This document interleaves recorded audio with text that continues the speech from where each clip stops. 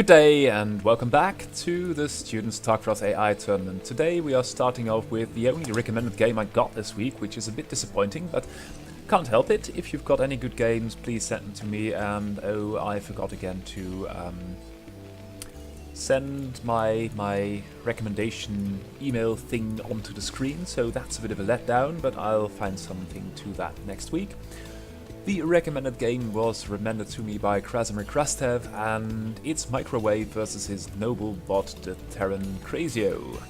And Crazio bot, as you can see here, although the icons are a bit messed up, is still right on top, dipping below 2400, and then it's Iron bot only a little less than 90 behind, then it's McRave, and then it is the rest, basically. So Iron staged a bit of a comeback with an update, and Crazio is still on top, so that's that for you. And this week is a bit of a countdown towards the tournament.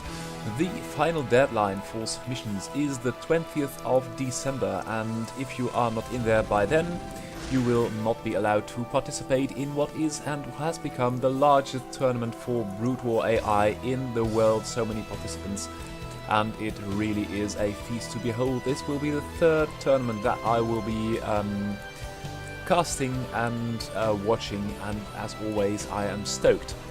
We see here a 3 setup of Marines with the bunker on the high ground.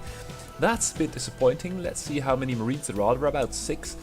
So I'd say perhaps there isn't any Marine in the bunker, so that's a bit of a googloo. And Microwave is, by all indications, working on another very solid, very dangerous 2-base something. And as we see here, a Hydroden and a lot of gas being harvested. Perhaps we will see a Lurker build soon. Crazio going for the increased vision on the edges of his base with this depot. And overall, I must say that the building placement of Crazio is sublime. Only the coordination between bunkers and infantry is not really all that great. So Microwave going with a small bust. I think with 2 medics you should be okay. Here comes a turret, and upgrade wise the fight is on. The first SCV is not being protected, everyone's retiring to the high ground. This fire bat will be caught of all the Lings survive, the medics wander off onto the low ground, and the Marines as well. So what was originally a rather harmless push with a handful of Hydras is shaping up into something quite dangerous, but there is a bunker with a lot of SCVs on the high ground, medics standing by, even a fire bat, and I think the Hydras are wise in getting the hell out of there. And now with a medic on the low ground, fire bat, 2 Marines, and this is going to be another turret in case there is some lurkerage. And here comes the lair, so you never know what's going on then. But Microwave still not expanding, and I really think that is something that Microwave could do a little bit more aggressively, especially as you have got the map, have had map dominance for a while. Very small army, only 4 Hydras, and there are quite a number of drones being built. That said, only 2 hatcheries. Eco-wise, it's not doing too great. Now going for a sunken, and that's all indicative of a build order which is really a bit of a... it can't really decide. It's not overly aggressive, it's not overly expansive, and it's not really tech or Inish enough to do very well in the make up your mind department. That said, the results of Microwave have been good, so something is being done right. This SCV is making its way back. Crazio still hasn't taken the expansion yet, and that's strange because it's got enough minerals. No, that wasn't it. Oh, Overlord being caught, and the 4 Hydras are trying to fend off the Marines, which they managed to do. Crazio's got a lot of workers, 30 workers on one base, and now switching to mech. And the machine shop is already pumping as well. So let's see, the Hydras are not really in a good position. There are about 9 of them, exactly 9. And ooh, this bunker is so well placed, you can't really, and that's hard for a bot to do, to know it can't push through here, because then it will get into range of the bunker, and the first tank is out. So the Hydras for the time being have got this thing well under control. the tank though is going to do some damage as well, and these Marines should really fight, because otherwise only the tank is firing, and then you are basically losing the tank. Ooh, the tank just see. Now we've got 2 lurkers coming up, and the lurkers will have something to do because Crazio's army is nearly non-existent. It's only 9. This lurker egg is just in range. This one too. And the question is, will a lurker be able to get up? The comsat is 2 scans in there, 1 turret, 1 tank. Tank could really be a little bit higher up. And this lurker, ooh, this one just dies. That's unfortunate for Microwave. Microwave still not taking a 3rd, and that's very odd. 27 workers for a Zerg, that's quite a lot. Extra hatchery, that's always a good idea because you're going to need those larvae. And Crazio blasting those lurkers from the high ground. And now Crazio will have to secure the natural because the main, not yet really low, but it's a hard operation to fight as a 1-base Terran. Microwave finally taking a 3rd, so that's good, at least for Microwave. Crazio now with 3 tanks should be quite safe versus any lurkers, and 1 scan in there. There is a turret, so it should be okay, especially with 3 tanks and the natural coming up. A couple of more turrets. Has Crazio spotted? Yes, there is a Spire, so that's what Crazio does. He will scan you, and that's so in balance with the Terrans. They've already got the siege tanks and the vultures with the spider mines. Then they also have got those scans with which they can spot the enemy tech path and act accordingly. Now, 3rd up for Microwave. No drone transfer, as you can see. Handful of Hydras, handful of a couple of Mutas. Handful of Zerglings, lurker here and there, and Crazio is just going to boss this game from here on because, ooh, that's a committed attack with the Link. Oh, and the Lynx, they retire. Oh, dear, oh dear, oh dear, that's not good. Lynx almost had it broken, but retreated in the nick of time. And this base now saturated. Microwave on 40 workers. The Mutas are taking down this Vulture, and Crazio has started the construction of a 3rd base as well. So, very evenly balanced, and what would be nice is a drop in this sector for Zerg, but still no bots really do large drops. That's so hard to decide where to drop, when to drop, and now breaking the natural, and where are all these tanks? Crazio's got a really tiny army for a Terran, only 20 supply. The Mutas though are not really getting anything done, being used as a main combat unit. That's not really good. And now it's Goliaths versus Hydras, and the Hydras are doing quite okay. Microwave behind this should be taking all these bases here and just run amok, but isn't doing so. That's unfortunate, but the Hydras and the Zerg main base are putting a lot of pressure on Crazio. Now in the mineral line of the natural, 3rd is operational, so isn't really harming Crazio too much. But Crazio's really struggling. It's got 2 barracks, 1 starport, and only 2 factories, and that is going to be a bit of a problem because with only 2 factories you can't really produce many units. And oh, that is a clutch. Oh, and running into the SCVs, that's pretty well. Oh, now running back into the Hydras, that's not so good. But these Hydras are really doing a lot of damage. Microwave refusing to take a 4th. I don't really. Perhaps it's an update which we'll see for the main tournament, and there you see the scan going off, caught it by surprise. Crazio mining up all the bases and keeping tabs on where Microwave is going. Microwave pushing hard with the Hydra infantry into the choke again, and there are still no tanks. 2 or 3 tanks on the high ground would shut this down so quickly. But Crazio, for some reason, is spending money on science vessels and vultures and not on tanks. That said, a couple of Goliaths, vultures and marines are really making the best of it. And Microwave, what's it doing? Tech to Hive. Very well done. Going for, I think there's going to be an Ultra Den. And it's really not all that. It's, oh, and the natural is sort of overrun. I thought that Crazio was about to clear that. All these SCVs caught in the corner. This Vulture will have enough repairs. And this Overlord sacrificing its life. And Crazio still on 2 factories, and that's very odd. Should build 1 more, or yes, take another base. Because the Natural's in tatters.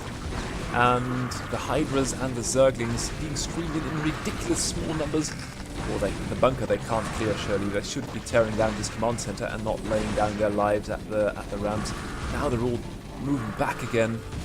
And there we go, the science vessels coming back into this. Crazio soon to be on 4 bases. Or, well, at least 3 because the main is mined out. And Zerg with the lower saturation can mine a little bit more from its main. But the main problem is that Zerg is not expanding, and that is going to cost you, especially versus a macro player like Crazio. And a macro player you may be, but you've got to produce units, and Crazio is not really doing so at the moment. Only 2 factories, and yes, the natural is sort of gone, but even with a single bunker up here, and you're never going to make your way up there with only Hydras if they don't really move efficiently. And you can see where the problem is. As soon as Crazio gets 1 tank up, here it is, it's going to be a bloody mess at the bottom of the ramp. Crazio, meanwhile, has taken another base, refusing to build another factory, and its army, Crazio's army, is only 22 now with 2 tanks, and the Hydra thing is about over. Tanks now hitting the low ground, and if they can hold this wave and get... Oh, but the tank is exposed, 1 tank more on the high ground, and oh, it dies too, and that is unfortunate. And then the Hydras are running, bashing their heads in at the bunker again. That's very unfortunate. Still no 3rd, ladies and gentlemen. That is suicidal almost. Now mining out the mine, or whatever. And the Hydras just refuse to touch this expansion. They are intent on breaking this bunker, but there are so many SCVs and only 5 Hydras at a time can spit at it. Crazio, meanwhile, still with 2 factories, but has got 2 mining bases, where Microwave soon will have only 1 left. And this base cannot be taken because there is mine, and if you cannot do something with that, send an Overlord or a combat unit to sweep it. It's going to be bloody. 2 Ultras, though, finally tearing down the command center, and perhaps they can make their way up across the ramp. There is so much firepower with a Matrix Goliath, and that is so much damage being done. These Ultras are so very low, and although this looks like it's quite an army, that's, yeah, there you go. 3 tanks blast later and its spell supply and Ultras gone. Crazio finally bringing the tank composition up to scratch, and has got a factory there. Should have a machine shop attached. And for some reason there is no place, there's a place here now for factories. But Crazio finally getting up the Hammer of Doom and Microwave and only 1 base. What can you do? You can stall Crazio for a moment, but not for long. And there goes the game. More factories being built, supply depots in the middle of the map. For some reason that is a good position to build depots. And here come, ooh, a muta switch. But I'm sure Crazio's undaunted because Crazio's got so many Goliaths by now.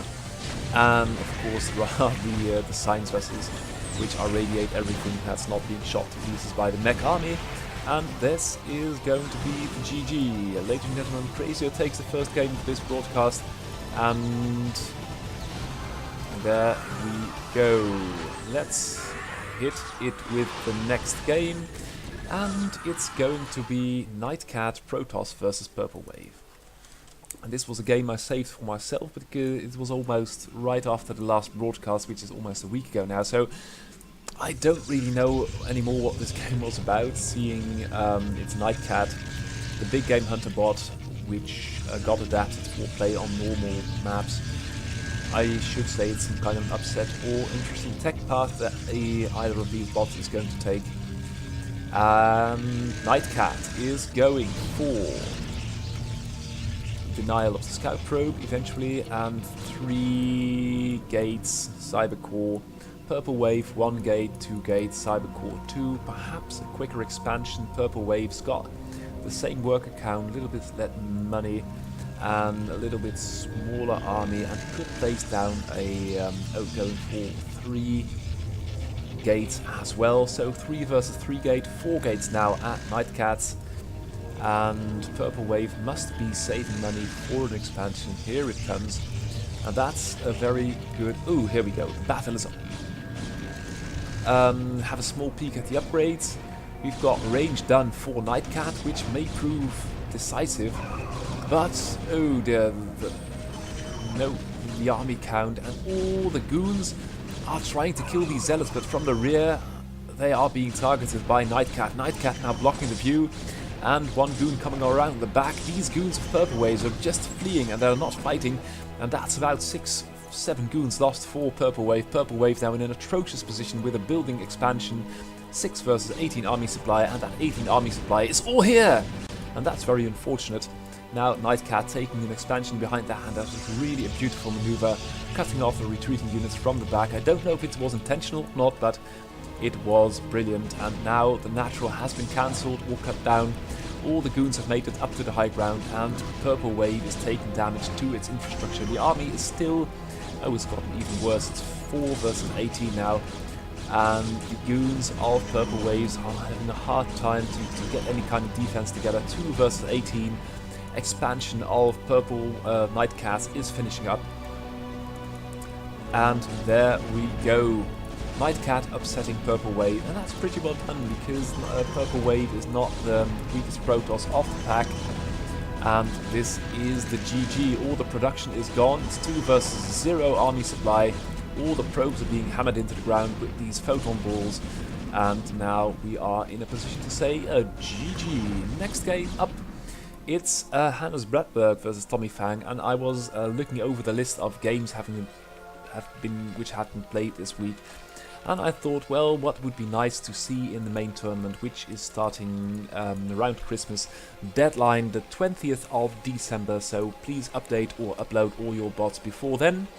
And Hannes Bradberg, of course, is going to do its infantry strategy with fission backup.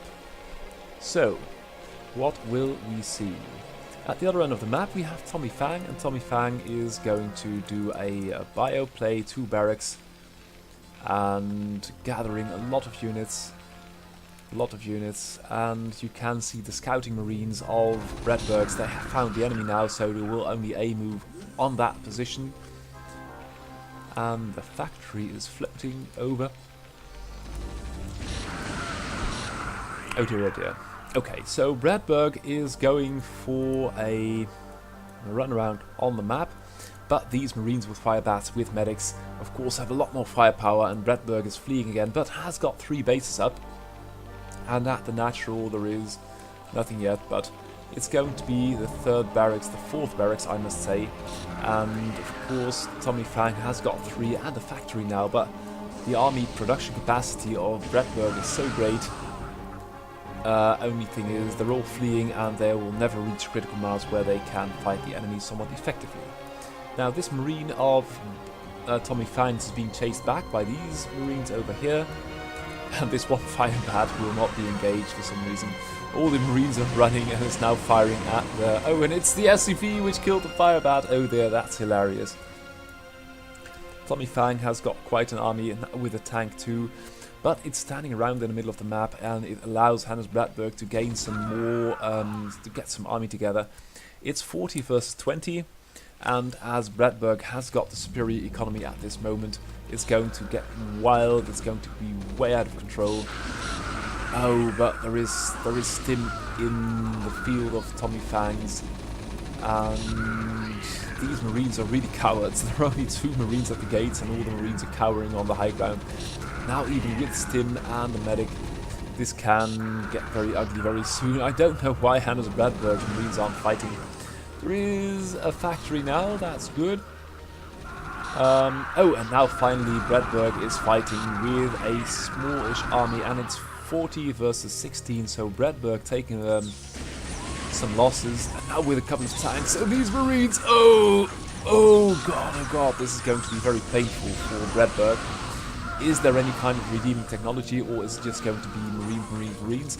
There are 2 more barracks, so for the time being, although Hannes Bradberg is under pressure at the natural and at the main, perhaps he can stage some sort of comeback, but Tommy Fang is just going to support this push, and although there aren't any medics, there are no tanks on the side of Bradberg, so Bradberg in a bit of a quandary, taking another base. That's pretty well done, but it's not really what's needed at the moment. And all these barracks are not producing, although there is money. And then you end up with an army of 1, and tanks hammering your base into the ground.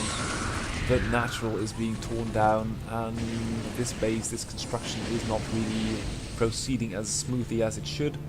this base being thrown up, and Bradberg is just fleeing to every corner of the map, trying to make it work. Tommy Fang is stuck on depots. That's unfortunate. 116 is only building one depot at a time. It's not really predicting where it can go. And as it has got quite a bit of money and, oh well, income down to one base. And there we go. Tommy Fang has he found this base? Looks like it, yes, it has found the base. And now Bradberg has got 400 minerals, but is refusing to build any units, and I think that if the army of Tommy Fangs isn't smart enough to find its way out. Tommy Fang is maxed, I've never seen that. Now it's going to be maxed, surely. And there is the depot, and Tommy Fang is maxed now, banking money off two bases, so it actually can expand. 50 workers on this mineral patch, and that is the GG. And then we have got this beautiful monster One Trick Pony, and One Trick Pony is sending out a lot of scouting SCVs to find the enemy. The other end of the map we've got Travis Shelton playing as Zerg, well, rolled Zerg, played random, and One Trick Pony is not really doing anything at this moment, so oh god, that's pretty cute. We've got a double proxy barracks, one of which is scouted by the Overlord, and the SCV has now found the enemy, I think, and the first Marines are coming in. And what are they going to do? They're going to shoot at this natural expansion.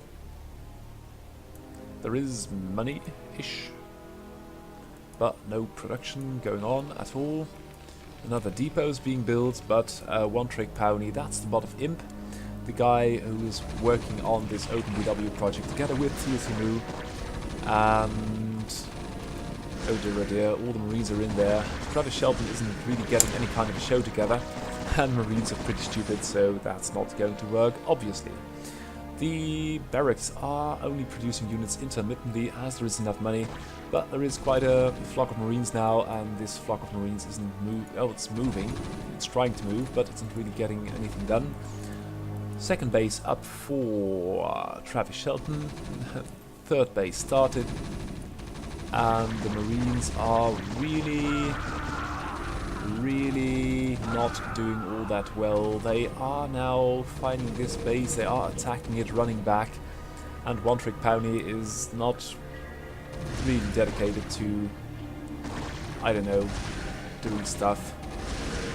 Shelton taking all the bases on the map, now having a handful of Zerglings.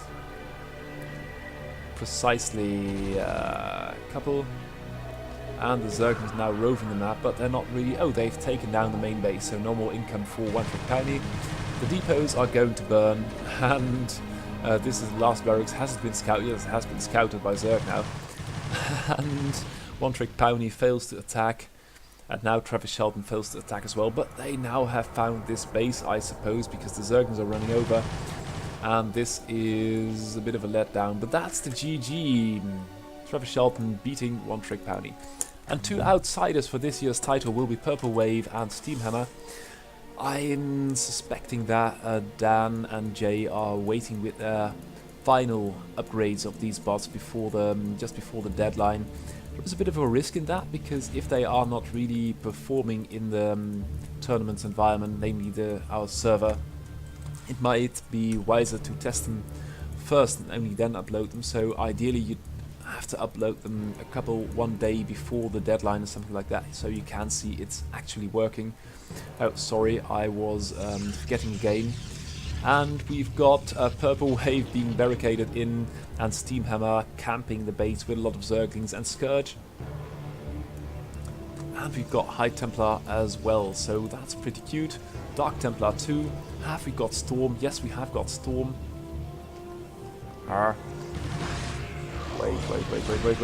Wait. Zerg has researched Storm for some reason. That's really strange. But you can see the army size of... Oh, that's a lot of damage coming in. What is this? Zerg cannot do Storm. Oh, must be a bug. I'll make a screenshot and be over with it. A lot of damage incoming will slow him down to normal speed, and the Zealots and High Templar, Dark Templar combination. Oh, this Templar gets cut off. Zerg is on a really abstrusedly low army count. That's only 15 versus a Protoss with 74 on 3 bases. Purple Wave will be maxed soon. We'll need a handful of pylons though, otherwise it can't really produce enough units. And now is the Protoss taking the middle of the map? No, not yet. Taking more bases as Zerg. We've got 34 workers only. Oh, and getting stuck on this temple. That's unfortunate. And if you are going to play in a tournament like this with the maps, with the neutral buildings and these block minerals, you really need to have some kind of way to deal with that. The Zerglings, and Zerg still has got Storm. Ooh, and those Storms are really tearing the Zerg to pieces. That's really cruel. Really cruel, especially, oh dear, in the Dark Temple as well. So Zerg should be in an okay position, but the army composition is pretty bad. And that's not really something you see Steamhammer do a lot. But apparently... Ooh, and I thought that Storm was missed, but these Scourge, they fly back and hit it regardlessly. Oh dear, oh dear. Well, what have we? More Templar. And now the Protoss army is on the move. Protoss nearly maxed, taking this base by Storm. A lot of damage in these Zealots and Dark Templar. You will have a bit of a problem because you've got so many Zealots. You've got almost 70 supply in Zealots, and that's quite a lot. So if the enemy does a hard muta switch like this, ooh, these Storms are really hurting these Zealots, but as Zealots are so much stronger than mutas, and there are so many more Zealots than mutas, it can only go one way. And of course there are 4 Corsairs, so that shouldn't really be harming Protoss too much. Zerg can't really get, it's now building ultra speed, but it's got 8 army supply. That's not really how it's done.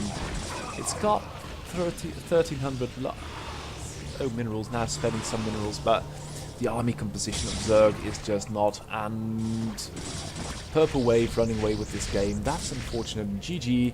Next game, Antigua and Alien. You never know if one of these Gentlebots will receive an update before the deadline for the tournament on the 20th of September. That would be a bit of a interesting thing, but the 20th of December will be the deadline for submissions for this tournament, for the 2017 finale, which will feature a round of robin for a couple of weeks, and then an elimination stage with brackets. And you can see Alien going for a couple of hatcheries, and Antigua going for 2-gate, with a pretty quick expansion with some interestingly placed cannons. I can't say it's very bad because the probes can still mine and you are having a hard time. You could run by though. You could say, well, I'm going to sacrifice 5 Zerglings and make their way up the ramp. But these Zerglings are not doing so. An Alien staying on 2 bases with well, quite decent worker count. It's going to be okay. The Zealots are going to be swarmed, and now I have got this feeling that these Zerglings could take down these cannons if they really tried. 3rd base being taken by Alien, and I like that decision, but the worker count for Protoss is quite meager. It's only 20, and lots of mining. Oh, all the workers have been transferred from the main. That's unfortunate. Have we got upgrades? We have got range and leg speed. No +1, which would help immensely versus these Zerglings. And Alien is going to press Z for Zergling and victory. So that will be the challenge for Antigua. And if it will not build High Templars like we saw Purple Wave do, Zealots in the long run might pose a really big problem. Speed now done for the Zerglings, but there are so few Zerglings, only 8.5 army supply, and I don't really know what's up with these Zerg trusting to such small armies. Now 11 army supply, but the Protoss still in a good position with these Zealots, even though +1 hasn't even started yet. And there are so many larvae and so much money, but a couple of rounds more Zerglings would really do wonders here. And Antigua now going for a Robo Bay, and will he also produce Reavers? It doesn't look like it yet, and that's a really strange matchup. Zerg relying purely on Zerglings, a handful of them, now taking more bases. I'd say that's good. You get more larvae, but you've got to spend those larvae as well. You've got to make units, and the mutas are now in the main, but they are trying to attack or not attack goons, losing a lot of hit points, and that's just going to cost you a lot of money in the end. But all these bases of Zergs are now finishing up, lots of gas being harvested. That's really something. Antigua has got 1600 gas stacked, and you really ought to build some high Templars with that, because that would be great versus all these cheap Zerg units. Third base being started by Antigua, and Zerg is going for, I don't know where for, or for what. It's still only 18, 19 army supply, and how many larvae have we got? We've got 9 larvae. So you've got to get those army units up in the air, or not in the air, or on the ground. These mutas are doing an okay job, but they're just losing too much hit point, i.e. resources versus these goons. And when that third base is up, you really need an army. It's only 30, come on, you can do better than that. And if you've got it all in Lings, the Protoss will build a +1 and be done with it. And at this moment, the Zerglings can't really push through here. Their gateway army is way too strong. And Protoss more than doubling Zerg army supply. Zerg, though, taking more bases, not really being daunted by any of all this. And not... oh well, we've got a hive, that's good. Is this an Ultra Cavern or Greater Spire? Looks like a Greater Spire. And the Zerg may run away with this in the long run, but now we've got 20 army supply and 70 drones, and that's... I really cannot agree with that. You really need a large army, and if the enemy is not sitting back all day with his gateway army, only 8 army supply left, what the bloody hell is going on? Antigua really surprising me at this point. 10, 12 units being lost in the middle, and is the army of Antigua that good? No, it isn't. Oh, there is a Guardian, but it's being torn down as well, and that's very expensive for Zerg, because that Guardian costs 100, costs 200 or something like that, or 250, 200 in minerals and gas, and you can't have them flapping about the base or the map like that.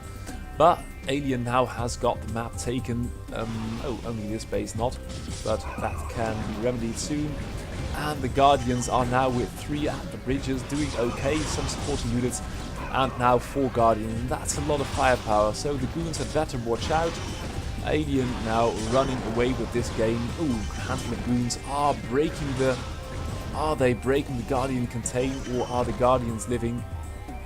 And that was the game, it timed out or something. So Alien might have had this in the end, because there is not much anti-air anymore, and the last base being taken as well. But might be more decisive, and a PvZ which might be construed as a little bit more decisive is this Killerbot versus McGrave. And Killerbot is not a believer in small army, and McGrave is not a believer in lack of pressure. And here we go. There is a couple of cannons going for an expansion first, going for a lot of pressure with a gateway army. And Zerg, what's Zerg going to do? Going for a third base ninja expansion with another hatchery, and that's a clear indication of that Killerbot is going for a large army. Handful of Zerglings patrolling the entrance to the Protoss base, not attacking, not losing any hit points, so it will not fear any sudden breakouts of Protoss. And Protoss just sitting back with a lot of workers, a little bit of tech, and a relatively small army supply, but still 2 gateways pumping full time, so Protoss army supply is 12. And Zerg, with this constant surveillance of the choke of the natural of Protoss, is making do with 4 army supply, has been making do with 4 army supply, now is upping the army composition a little bit with a couple of Hydras and preventing the Protoss from getting out. There isn't, a Corsair is out, but that's not the main problem. 4th base being taken for Zerg, and now Protoss is breaking out, and at this moment you should see the Zerg army count rising. And it's now fighting in the middle of the map with Lings, with Hydras, and that's a very bloody skirmish, and I don't think Zerg should have fought at this point, but that's only 12 versus 30 army supply. McGrave breaking out, taking a 3rd base immediately, and still keeping pressure on the Zerg. Zerg is going to be in a lot of trouble, only 1 sunken here, and the army is struggling to be pulled together, but there are a couple of Hydras on the high ground. The Corsairs are chasing Overlords everywhere, but you can see Zerg army production is there. So it's now 20 versus 36, and Protoss, although there is map control, it still has to cross that map, and a 5th base is being taken by Zerg, and this base is not really safe despite this one cannon. Protoss now retreating. I think that is a wise decision. It's now tearing down its own gateway. I don't know if I really agree with that, because it's still pretty doubtful that a Reaver or something else could make its way out. And this Zergling is going to find the base over here. These Zerglings have already found it. And Zerg is now hitting the worker transfer, which is good for Zerg. Protoss got a pretty large army, but Zerg's got this thing well under control.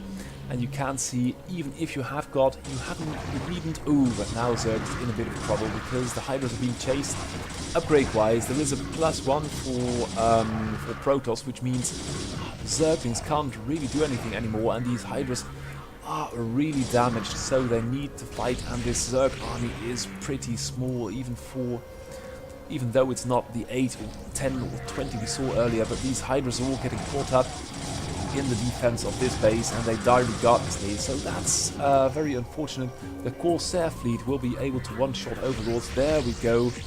Overlord, no, not one-shotting, but it's very, very deadly. And Killabot is now supply blocked, and there is a lot of Zealots in the natural, so McRae is taking this in style. Third has been torn down, the main is almost mining out, so it will need to make it work with this push. McRae will need to do the damage, and it's doing the damage. Zerg, though, has got a large army, is holding its new bases here in the top left, and now is also chasing the Protoss from the top right, and this might be Protoss undoing. The third will be constructed again, but again it will not finish, and now the main is low. The natural is still there, but it's going to be so hard from here on for Protoss to get anything done. The Hydra count is still pretty low, but it's 40 where earlier it was 30, and the Protoss army is fleeing. The Corsairs are over here, have found another Overlord, but Zerg at this point has got so many bases, so many drones, 70 drones versus 42 probes, and taking the base which Protoss was intent on taking. The island maps is something which I hope we'll see taken in this year's tournament finale, but we'll see. Some Overlords being hunted down by the Corsairs, that's pretty good, and another Zealot push is coming up. But there is a large army here bearing down on the natural. Is there Storm? There is no Storm, so these High Templars can't really do anything but look cute or die, and that's very unfortunate. The natural, the Sunken has been rebuilt, a handful of Hydras, and these Zealots, they have got the +1. Zerg hasn't got the armor upgrade, but Zerg almost has got a new base up in as a reprisal for this base. And now you can see the army count is about equal. The Protoss main is mining out rapidly. Protoss needs Storm or needs something to stay a little bit longer into this game. And the Hydras are now ranging the cannons, and a lot of Hydras are lost. That must be said. Killabot is throwing away a lot of forces just to keep pressure on the enemy. Now taking down the Corsairs. I don't know if that's worth it, taking down Corsairs and the hail of photon balls by these cannons and this one Dragoon. But for now, Zerg seems to have things well under control. It's 45 versus 80, 45 versus 62 army supply. But this hive cluster with all the hatcheries and the larvae and the production, look at Killer keeping its money low. This base now being operational. We see some drones transferred? No, not yet. And Storm is there, and that's really strange because I really thought I'd see Storm here, but I don't. And there is Storm, but it's not really enough. You can see it's 80 versus 70 army supply. The Storm sort of misses. Is there one more Storm in this Templar? Yes, there is, but look at the swarm of Hydras rampaging through this base. And although they die in large numbers, the main 4 Protoss is out, the natural will be out soon too. And although there are 2 High Templars, 3 High Templar now. Oh, that's a pretty good Storm, but you need 2 or 3, you need about 5 Storms to clear this. Oh, and 2 Storms go off. But it's not enough. There are just too many Hydras, and although Protoss might hold this wave, in the long run, it's not something you can sustain. The main's only got one patch left, the natural is mining out rapidly, and the Hydra count doesn't seem to grow any smaller. It's 70. Oh, and that's a really ugly storm. It took about 15 Hydra lives, but you can see Protoss is bleeding. It's 50 army supply. Protoss struggling to keep the army supply up 50, dropping below 50, now dropping rapidly. The cannons are falling, and that is a very good storm. You can see the Hydra army suffering, but if you look at the minimap, there is a constant stream of Hydras right into the natural of the Protoss, sticking your hand at the meat grinder, but eventually the meat grinder will grind to a halt, and this is then what will happen to your base. The Hydras are everywhere, and Protoss is what a couple of Corsairs which aren't really doing anything, and Protoss dropping below 10 army supply. That is the moment where I will call the GG and hop into the next game, which is the carrier bot, Ximp Thomas Weider versus Ironbot. Ximp, of course, will do its one trick pony build. It's going to do a forge fast expand with a very quick fast expand, and of course Iron cannot get in. It likes to do a run by, but in a situation like this, a run by would be sheer suicide. Iron going with the beautiful gate with the floating barracks, trying to get something done. And is there siege mode? Because you can see Iron has got a very quick tank. Normally there would be hundreds and hundreds of vultures before the first tank were built. This time not so, only vulture speed coming up. And if Iron would have had siege mode, it could have ranged down all these cannons and secured a quick victory. Natural for Iron is up. Ximp has been mining for quite some time here. And with this lot of cannons, you're not going to bust through if you haven't got siege mode. Then the problem is going to be that there is going to be a carrier thing going on, and then you will need a lot of Goliaths or anti-air units in ore. And there we go, a couple of raids with Cloak would do wonders. And Ximp is going a couple of cannons in the main to protect against, well, the thing was Litterbot with last update of Ximp was in the 2014 finals where Litterbot did that horrible SCV rush or Wraith rush or all kinds of rushy things, and Ximp got added 2 cannons in the main in its build order. The Wraiths are there. And the carriers are now building interceptors. You can see it here. Interceptors, there are now 4, and builds are 2 at a time, 3 at a time are being built. And here come the carriers, and they are going to go to town on the raids. Unfortunately, there is no detection, and these carriers have got not all that much intelligence. And this one is almost surely going to die. Oh dear, oh dear, oh dear, that's very unfortunate for Protoss, but if you don't supply vision. Oh, and I think that the Wraith is actually killing interceptors. That might be sustainable, and its cloak might wear off. You can see a small explosion. Those are interceptors trailing behind these carriers. The Wraith is now moving out as its cloak wears off, and these 4 carriers are going to hit.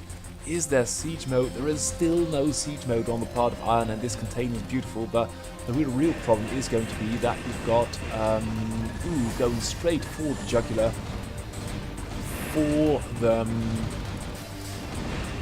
science facility, and Ximp might really do with a couple of observers, but that's something for the future. For now, the Wraith dies before cloaking. That's very unfortunate. And Ximp, these 4 carriers are going to do a lot of damage to the Goliaths, to the Wraiths, and the Wraiths for some reason do not cloak. I think their decision making is somewhat defective, and Ximp is really carving a hole in the defenses of Iron. Iron is about to lose a couple of factories and a lot of money as well, and the next wave of carriers is going to be ready. And is this? Yep, this is an observer, and it's going to follow the carriers, and if these carriers hit this base, it might be game over. Iron refusing to build siege mode. That's very unfortunate. Ximp can't get a probe out, that's clear. But these carriers in the base of Iron are doing a lot of damage. The Wraiths aren't cloaking, and the Goliaths are dying, and the carriers are not really taking damage themselves. The only thing that is taking damage are these interceptors, and there are so many interceptors, and if a couple of them die, you can rebuild them for only 25 minerals. that's not the worst of it.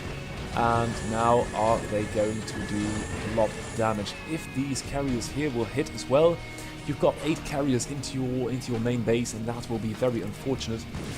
You can see the carriers killing the spider mine, and these 4 carriers are still alive. The wraiths and the Goliaths haven't been able to kill them.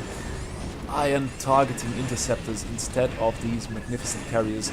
Oh, and the carriers are coming home for some reason. I don't know, that might be a very bad decision, but as there is not much anti-air here... Oh, the Terran units are being forced into the cannons, and the cannons are now fighting vultures and tanks. The carriers will tear down these cannons quickly, preferring the SCVs, and now we'll have to be quick about dispatching this Terran army. But now are they going to... where are they going? And Iron still hasn't got building the armor upgrade. Yes, you can do that, but these carriers will be very, very, very deadly, and these 4 are still in here killing units. The mineral only has been taken now, and the next wave of carriers is building. So Iron will suffer for his lack of insight, not building enough anti-air units, and yeah, a handful of turrets, but those won't save you. And these interceptors, well, there is a small group of Goliaths here. The carriers themselves are not being touched, but this is a drain on Xim's mineral income, and Iron has got the map, so Iron might be able to sustain this a little bit longer. And now this 4-pack of carriers is here. When will the next wave depart? I don't know. But so many units are being lost by Iron in the middle of the map. You can see it everywhere. A tank, a vulture. And now this is a little bit hard to cast, because you've got these 8 carriers here, 4 at the top, and a lot of Goliaths in the middle, with a handful of turrets as well. So that's very, very dangerous, but I think in the end the staying power of these carriers will be too great, and even though they are not really producing enough interceptors to break the Terran defenses, every once in a while a turret may die, a Goliath may die, and let's keep an eye on this tab. We've got 17 Goliaths, 18 now, and let's see if this number increases or decreases. Iron still hasn't got siege mode, and that is so crucial in this game. 18 Goliaths, 1 carrier died, but was dead before, so that's not really the problem. The main problem is that Ximp is mining out, and Iron's still got a lot of mining bases, but the Goliath count is dropping. So Ximp is really not, it can't build enough interceptors, because it's got 15, what are they called, carriers? 15 carriers and only 80 interceptors, and ideally you would have to have 120, so they're only operating at about 2/3 capacity, these carriers. That said, the Goliath count is dropping as well, and another Goliath may be going down. 7 Goliaths left, and Ximp has got this mineral only base, and Iron refuses to build siege mode.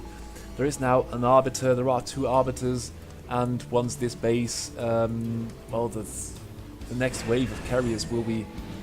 Yeah, there is an arbiter at the battlefront as well. 2 groups of carriers here. Goliath count down to 5, down to 4. And this base is being engaged as well, but you can see how few interceptors there are.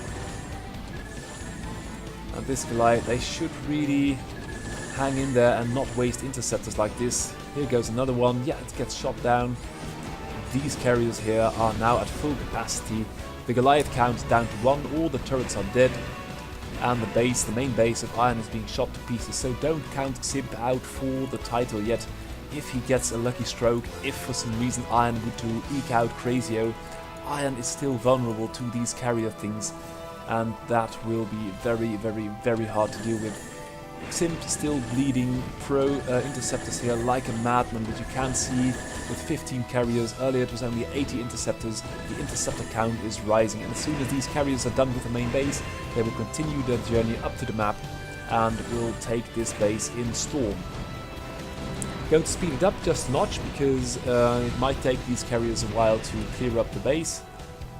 And there we go. So now they're going to join their friends at this base, and finally the defenses may be broken, and the interceptor count is still rising. Only one Goliath left, and Iron is struggling. Lots of money, but is for some reason not rebuilding, not as robust as it would like to have been. And now the main base is being taken down. Simp, for some reason, is not building any more units either. That's strange too.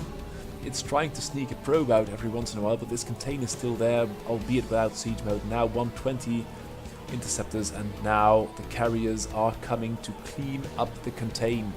And the contain, although it's very strong, it cannot possibly hold. There are 6 turrets, no anti-air whatsoever anymore. There goes Iron, and Simp will immediately try to sneak out a probe. Oh, wrong direction, buddy, sorry for you. But Iron is now going to clean up the map, and Simp will sneak out a probe. The side is not safe anymore, but here comes the next probe, and it's going to take another base, which may not really work because there is a spider mine there. And we'll try the next base, but it's not going to work there either. And that's very unfortunate, but at the moment this base will be found and it will die. Oh, and now Simp's sending a zealot to clear this mine. Yep, very well done. Taking a base which is much needed, and you can see Simp really getting his priorities right. This science vessel can't really get anything done. And now this base will mine out. Natural has been out, main has been out for a while. Transfer going on, and Simp is mining again. Found the last base, and that's the GG. So the question I ask myself is, what are McRave's chances for taking this year's tournament?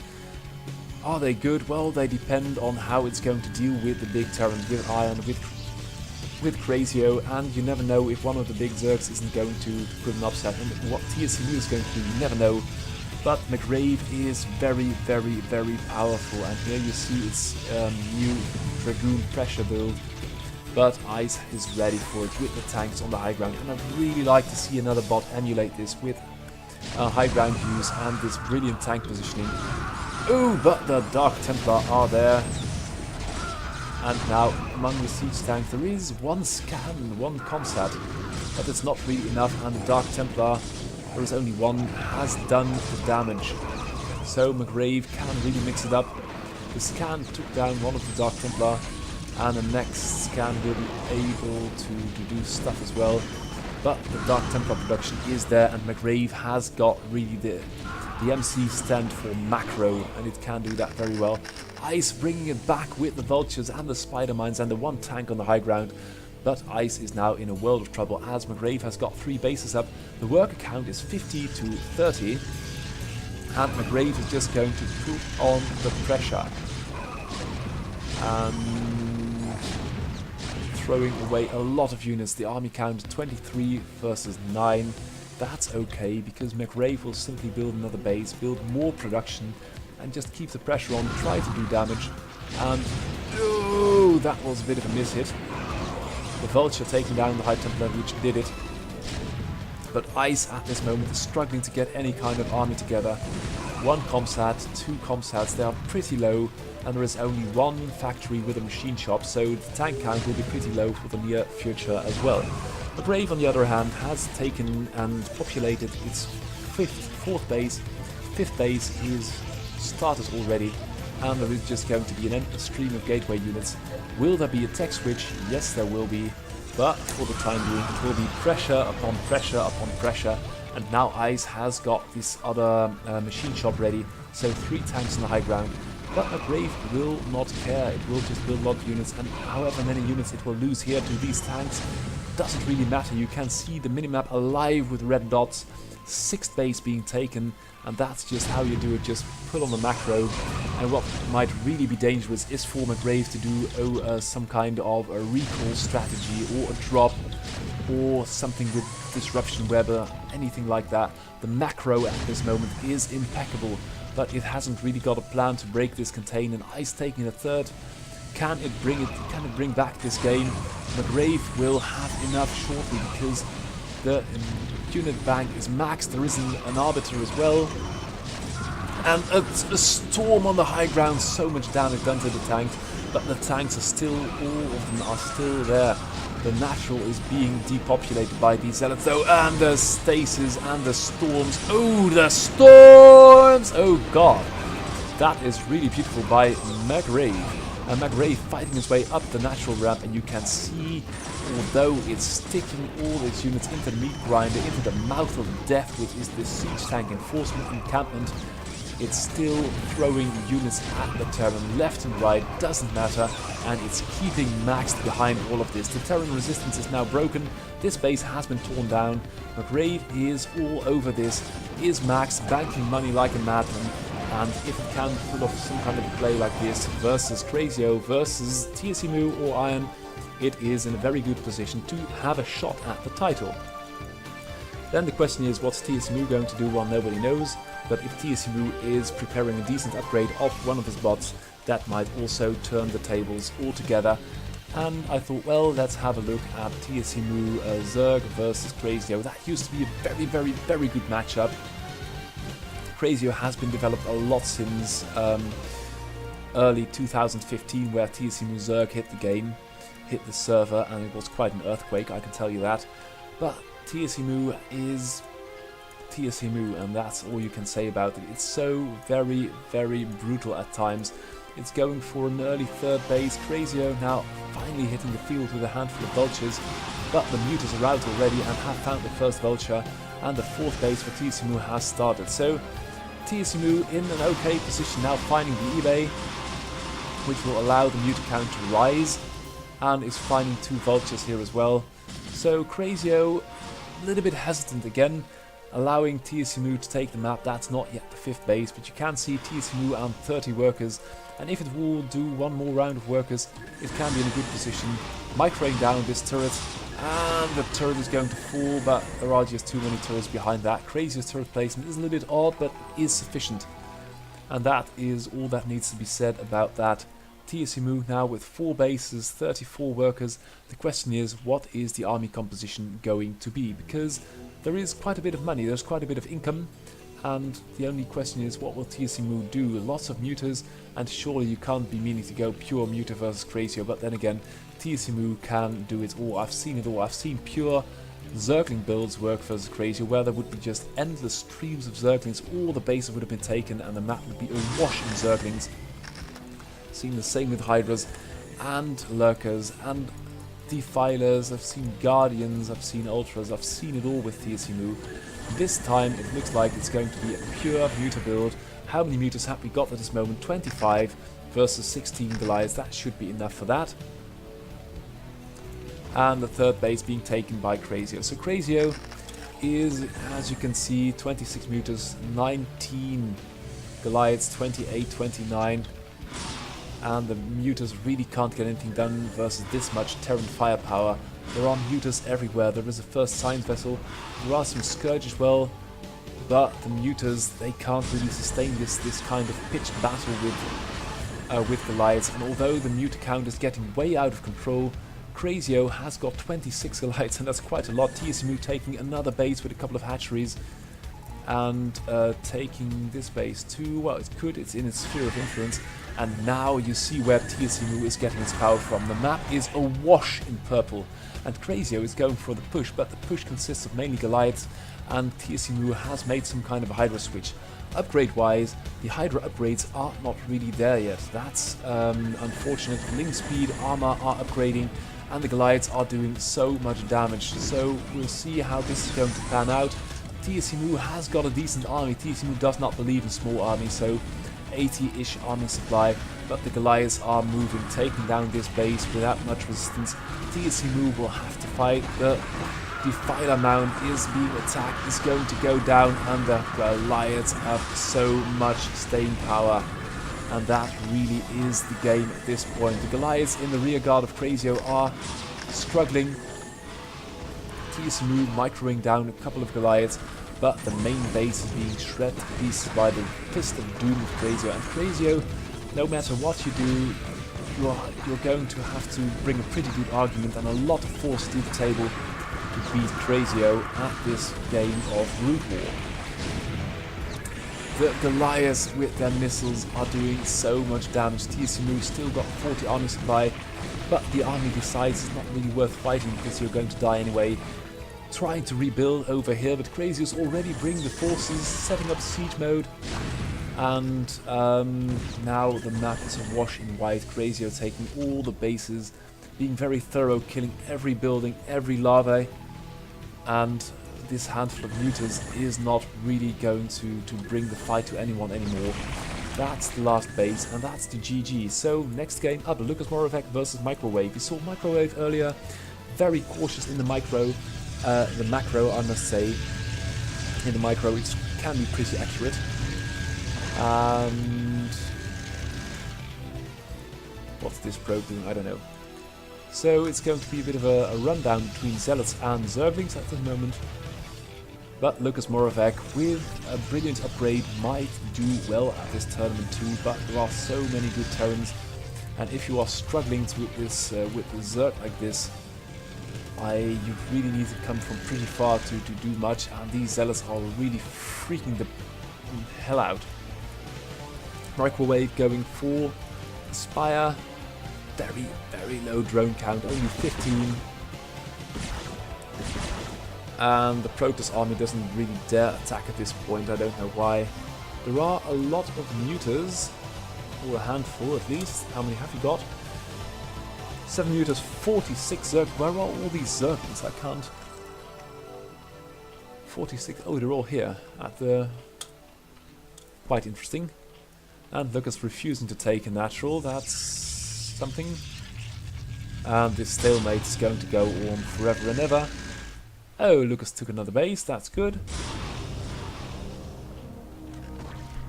And I really don't know what to say in this kind of situation, because Microwave is doing everything with 15 workers, can mine these 2 bases forever. And yeah. Here comes the Fist of Doom of Protoss and Rosadola in a couple of seconds at 16 times the speed. I'll do one more game. And that's mainly, or perhaps I'll do 2 or 3. We've got a new bot, and it's called Pineapple Cactus. It's playing Zerg, which is good, and it's also not doing a 4-pool, which is even better. Going for a handful of Zerglings, but all the workers come off the line, and Mateisnik is pretty safe. Now with 2 Marines escorting this friendly overlord off the premises, and it just dies. So, what have we in the field of Pineapple Cactus? It's got 1 base, 1 hatchery, and the spawning pool, lots and lots of sunkens, and a small army. Mateisnik is going for its usual recipe, and this is a low worker count, only 1 hatchery, so it won't really work, I fear. And you can see Isnik just pumping units, got more workers, and here comes the first push, which will rain down the Zerg parade. What is this going to be? I fear we... oh, it's a Neva chamber. And a second hatchery, that's good. But a Pineapple Cactus is no match for the glorious army of Mateisnik. So, Pineapple Cactus, welcome, and let me have another... Yeah, I don't know. I want this game. Versus a Lamayo. That's one of the goal bots, and it's Protoss, and it can be pretty accurate. It can also do very stupid things, but that's inherent to all the bots, especially new ones. And there we go. We see the first wave of Zerglings hitting the Protoss base again. There are 2 gates up, there is 1 Zealot out already. Is there any kind of worker defense? Well, the workers will fight back. And the Zerglings of Pineapple Cactus are patrolling the natural, which is a good thing to do, I would say. And also are sunkening up the entrance to the main base. Now, Aelamayo is going for a 4 Zealot bust. Pineapple Cactus at 3 army supply with a handful of sunkens. Now 2.5 to 1 army supply. It's 1 Hydra. And the Zealots are being cleared off the table. Oh dear, this is going to be one of these potato games. Another 4 Zealots are coming in and are taking down this poor sunken. Will take down this one. Oh, it just lives. But the next 4 zealots are coming up again. And what will Pineapple Cactus do? Because it's got quite a bit of money, but hasn't got the larvae to support a decent army, to build one. Support one wouldn't be the problem. And now 2 Sunkens are biting the dust. And there will be another hatchery soon, so perhaps in the long run, Ailamayo may just win this. And 2 Zergling, a couple of Zerglings with 2 Sunkens, and a lot of Sunkens are going to go down. That's really unfortunate. And the next 4 Zealots, and the next 4, and so on and so forth. We've got 2 hatcheries now, so perhaps Pineapple Cactus now at 16 supply and 4 Sunkens may do something about this. And you can see earlier these 2 Sunkens would be going down, and a third be a natural or the mineral only being taken by Pineapple Cactus and retreating its forces. That's pretty good. And now these Sunkens can be pretty effective. Upgrade wise, if we got any upgrades, Hydra and Wing Speed. No upgrades from the Evo Chamber, but the third is operational, and now we've got 3 hatcheries, and the Sunken dies again. Oh, and that's pretty cute, but unfortunately there is no way you're going to do this. And the Protoss is steadfastly refusing to send more than 4 units, 4 zealots. We've got a lair coming up, that's good. More drones, we've got 28 workers now, and another Sunken, so that's pretty good. I'd say Pineapple Cactus is going to lose an extractor, but that's about all. And is now refusing to build an army. Ailamayo has got a lot of money, but only 2 gates, and yep, you can see how that's going. But Zerg can't really get an army together, it's only 4, 3, and then an occasional Sunken will die, a couple of Hydras will get cut off. And there is a lair, so we've got a Muta 2. And no more upgrades. So now the Mutas are in among the Zealots, which is unfair because the Zealots can't really do anything about that, and are now going to hit the main base of Protoss. And Zerg taking more bases, so Pineapple Cactus is in potential a macro heavy bot. Lots of workers, army wise doing okay now, taking the natural as well. And has now got such a large army that it can do quite well. The Mutas are sort of watching the base and are only attacking Zealots. No buildings, no probes. I like that code of honor, but it's not really going to bring you very far. Yeah. Could be. And taking more bases in all corners of the map. And you can see the Zerg army explode. Have you got any more upgrades? No, we haven't. And that's the GG. So this was this week's broadcast of the Student StarCraft AI tournament. The finals will be starting during the Christmas holidays. The deadline is the 20th of December, so be sure you've got a bot ready by then or have uploaded your last update. I say thank you for watching and hope to see you again next week. Goodbye.